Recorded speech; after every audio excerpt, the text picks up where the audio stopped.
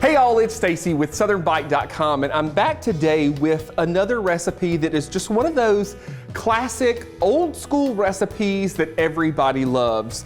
It's for squash and onions. Now we're gonna start, I've got about 2 pounds of fresh yellow squash that we're just gonna slice. We're gonna slice the stem end and the bud end off and discard that. We're gonna slice these in about 1/4-inch slices.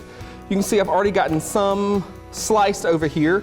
In addition to this, we're going to slice a sweet onion into 1/4-inch slices as well. Now I've got a big cast iron skillet here. You could use non-stick, you can use stainless steel, whatever you got is gonna work just fine. In here, we're going to add about 2 tablespoons of bacon grease. Now, if you don't have bacon grease, you can use something like butter, for instance. I would recommend though, if you have bacon grease, it's gonna give this dish so much more flavor. Now the thing about bacon grease is, you know, we call this liquid gold in the South, and that's really the truth. If you're cooking bacon, you really should be saving this bacon grease. It's a great way to add tons of smoky flavor to dishes across the board, be squash, beans, all kinds of things. Again, like I said, butter will work, but bacon grease is best. Now, when you save your bacon grease, what I like to do, for instance, is I'll take a large jar, put a coffee filter in it, and strain that bacon grease while it's still warm through the filter. That clarifies it, gets any pieces of meat or bacon or whatever that are left in there. And you want to store this in the refrigerator or the freezer. Now, I know a lot of people are used to storing it on the back of the stove. That's really not the best place from a food safety perspective to store it. Storing it in the fridge, it'll last for months. Storing it in the freezer, it'll last even longer. All right, I've got my bacon grease melted here. I'm adding my onion to this.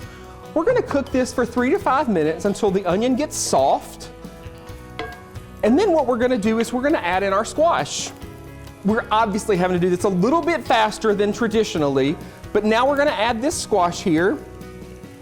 And now everybody likes this dish a little different. Some people like it super tender, other people want a little more crispness to it. So it's really up to you at this point. Cook it until it's to a point where you like it. After the squash has cooked for 3 to 5 minutes, we're gonna add in about 1/3 cup of chicken broth. This gives us a little more liquid and also helps us steam that squash a little.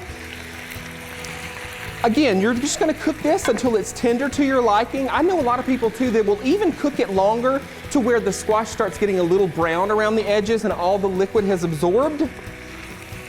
And that's perfect. You know, everybody kind of has a classic idea about what this dish is supposed to look like and taste like. And so it's easily adaptable to you. Once you get to that point, we're gonna add a little salt, a little black pepper, and folks, this dish is done. Remember, you can find quick and easy dishes just like this old school squash and onions and hundreds more on the website at SouthernBite.com. Y'all enjoy.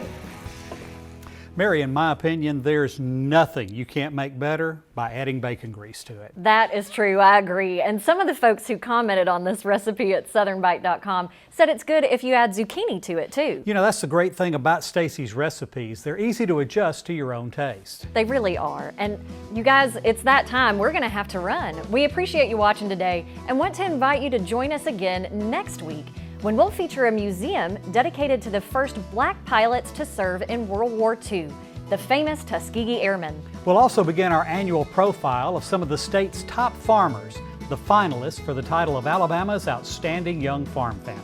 I'm Kevin Worthington. And I'm Mary Wilson. We'll see you next time.